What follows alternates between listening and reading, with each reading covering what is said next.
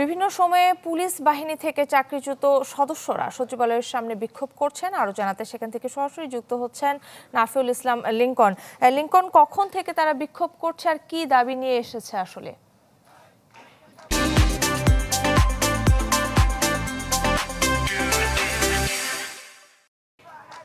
সচিবালয়ের মেইন গেটে, অর্থাৎ যেটি দিয়ে সচিবালয়ে প্রবেশ করা হয়, সেই গেটটি এখন বন্ধ রয়েছে এবং এই গেটের সামনে প্রায় 150 থেকে 200 চাকরিচ্যুত পুলিশ কর্মকর্তা এবং পুলিশের কনস্টেবলরা আন্দোলন করছে আমরা দেখছি। এবং তাদের অভিযোগ, গত 15 বছরে তাদেরকে বিভিন্নভাবে অন্যায়ভাবে চাকরি থেকে বঞ্চিত করা হয়েছে এবং অনেকে চাকরি চলে গেছে।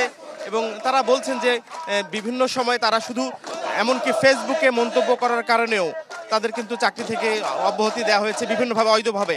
আমরা এখন দু একজনের কাছে জানার চেষ্টা করব, আপনার চাকরি কিভাবে চলে গিয়েছিল? আমার সাথে বলতে বুঝি না আপনার, আমরা যেহেতু আমাদের ডক্টর ইউনূস স্যার, আমি মাপ চাই, তার বড় একটা ব্যক্তি নিয়ে কথা বলতেছি। ডক্টর ইউনূস স্যারের সাথে শৈলচারী সরকার মনে করেন তাকে 6 মাসের কারাদণ্ড এবং 6 কোটি টাকার মামলা দিছিল। তাহলে আপনার তার সাথে যদি এরকম করতে পারে, আমারে বিনা কারণে স্থায়ী ঠিকানা নিয়ে এবার কাজ করে ফেলছে। আমি আদালত কর্তৃক রায় পাইছি, তারপরে আমাকে জয়েন করানো হয় না। আমরা বিনা কারণে, আমার বিভাগে কোনো ধরনের বিভাগীয় মামলা হয় নাই, কোনো কিছু হয় নাই, বিনা কারণে আমাকে এই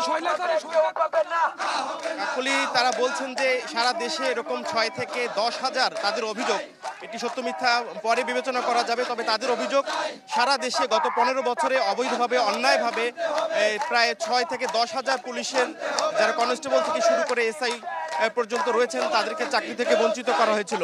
কাকলু, এই থেকে সচিবালয়ের সামনে থেকে চাকরিচ্যুত পুলিশ সদস্যদের তাদের চাকরি ফেরত পাওয়ার জন্য আন্দোলনের সর্বশেষ খবর।